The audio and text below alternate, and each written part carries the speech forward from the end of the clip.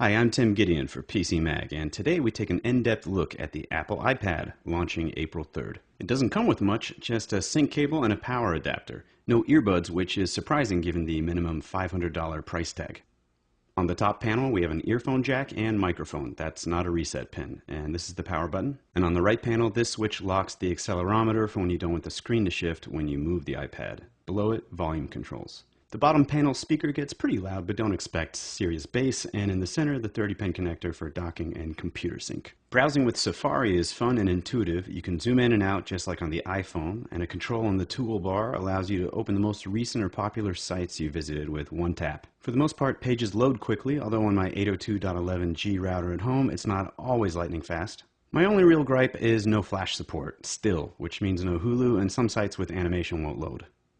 The Mail app is easy to set up with support for Microsoft Exchange, Gmail, Yahoo, AOL, and MobileMe, but unlike the others, Gmail won't push your mail unless you set it up via Microsoft Exchange. Since Exchange can only run one account at a time, you wouldn't be able to access your corporate email if you did that. That's more of a knock on Gmail than the Mail app, however. Saving attachments like photos is easy. They get filed away in the Photo app. You can download Word documents sent via email and convert them to Pages files too. Pages does a great job of making a near identical file. You do your work, save, and send it out again if you want as a Word doc via the Mail app. I typed my entire review this way.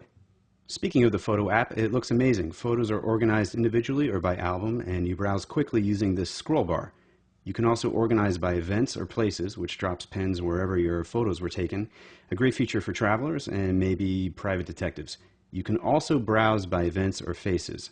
Look, this is our friend Liz. Hey, Liz. One stealth use for the iPad might be as a digital frame when you aren't using it for anything else. The 9.7-inch screen's 1024 by 768 resolution does wonders for high-res images. The screen size allows for more information to be displayed at once, hence the iPod app looks similar to iTunes on your computer. Clicking on an album will display full-size artwork.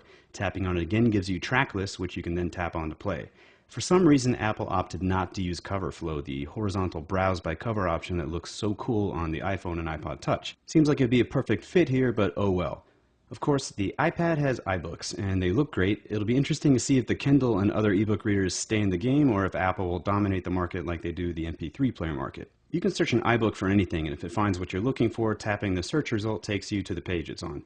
You can use the search tool for Google and Wikipedia results too. You can also copy images, create bookmarks by tapping and holding on a word, and later you can navigate by the table of contents or your bookmark list. You saw me make that one. The store is hidden behind the virtual bookshelf, and there will be around 60,000 titles available at launch. You can even download a book sample for free, just like I just did, and peruse a couple chapters to see if you like it. By the way, you have to download the iBook app. It's not preloaded on the iPad, but it is free. The Maps app is one of my favorites. Search a location and search for what you want to find there. In this case, bars near Yankee Stadium. Pins drop, you select one, and you get more info. You can even monitor traffic conditions on this app. Not bad. Keynote is one of 3 iWork apps. I'm not an expert with PowerPoint, but I made a presentation, granted a pretty weak one here, within a few minutes. Numbers is for creating good-looking spreadsheets. I found it a bit less intuitive than Keynote. And Pages, which we checked out earlier, was mindlessly easy. All 3 iWork apps are $9.99. We checked some beta versions of third-party iPad apps, and they're pretty impressive. The Marvel app will guide you bubble by dialogue bubble through a comic book if you wish,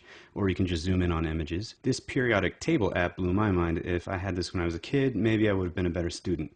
Maybe not though, because I'd also have games like Real Racing HD to distract me all the time. This 3D driving game lets you put a custom skin on your car, and then you can use the entire iPad like a steering wheel. The sound through the speaker vibrates the iPad a bit when you're vrooming, and although I'm a terrible driver, I had fun with this one. There will be over 1,000 iPad apps at launch, and there are already 150,000 apps for iPhone and iPod Touch that will play on the iPad. They just won't look quite the same. Madden 10's iPhone app magically looked better to me once I selected the world's favorite team, the Washington Redskins. Watching movies and TV shows on the iPad is predictably enjoyable. Tapping once on the screen exits the 720p HD mode, eliminating the bars and filling the screen. Scrub quickly like this to access a different scene, and you can access subtitles or different languages by tapping on the control panel. The YouTube app comes preloaded, and its content generally is low res, but still fun to have at your fingertips. If you have the iMac wireless Bluetooth keyboard, you can pair that with the iPad, which is a simple process, and you'll be typing immediately. But you cannot pair the Magic Mouse or any other mouse for that matter.